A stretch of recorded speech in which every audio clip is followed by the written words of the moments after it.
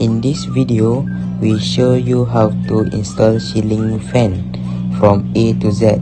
A ceiling fan is a type of fan that is hung on the ceiling of the house to circulate air through rotating fan blades. Step 1. Measure the GI conduit and cut the GI conduit using grinder.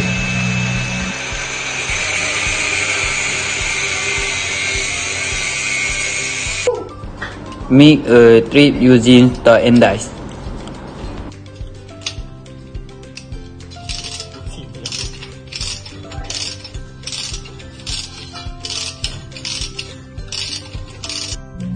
Step 3. Mark the position of the saddle immediately after installing the GI conduit.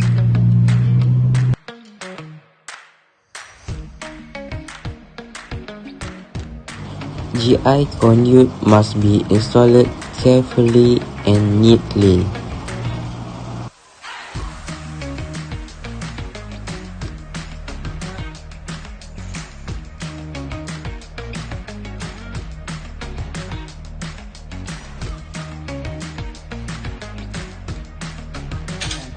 Pull the left neutral earth cable using a puller.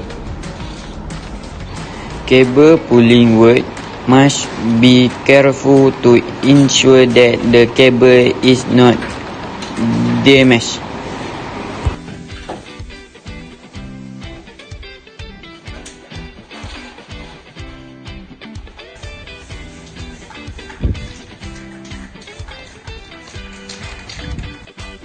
Step 5. Make a ceiling fan component installation.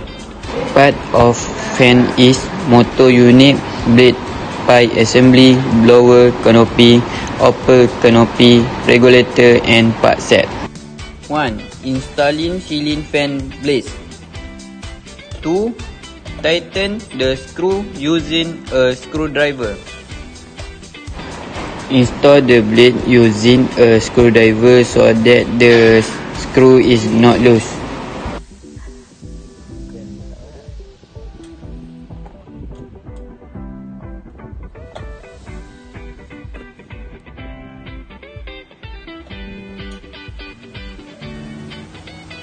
Three.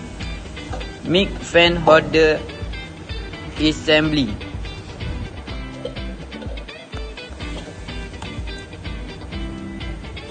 Ini adalah button keselamatan yang tunjuk sikit kita pasang ni. Bagian situ.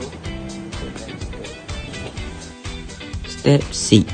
Take the ceiling fan set and hook the pipe to the C hook parallel with the pipe hole and slot the ceiling fan pipe to the C hook.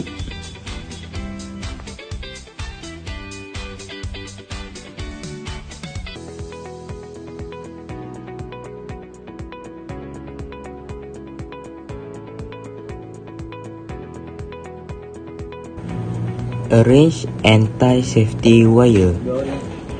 Firmly screw the safety wire onto the pipe assembly by using the safety wire screw, which remove from pipe assembly.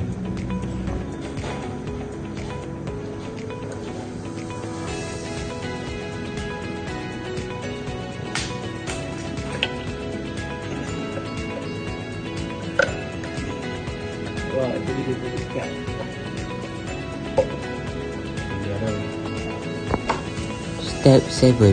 Fitting live, neutral and earth cable using cable cutter and tightening with test pen.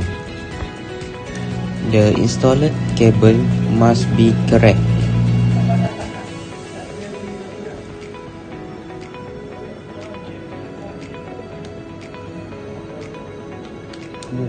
Make sure the cable is not loose in the connector.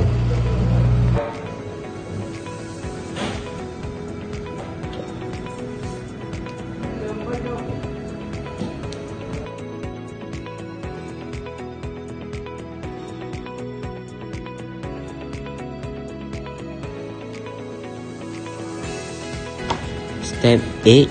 Close the ceiling fan cover again. Step 9. Make a ceiling fan regulator installation.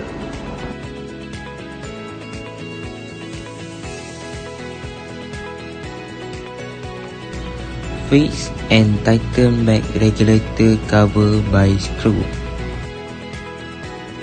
And ceiling fan switch fitting. Screw the switch. Step 10. Finally, fitting the live neutral and earth cable on the distribution board. This wiring work need to be done well, neatly and safely.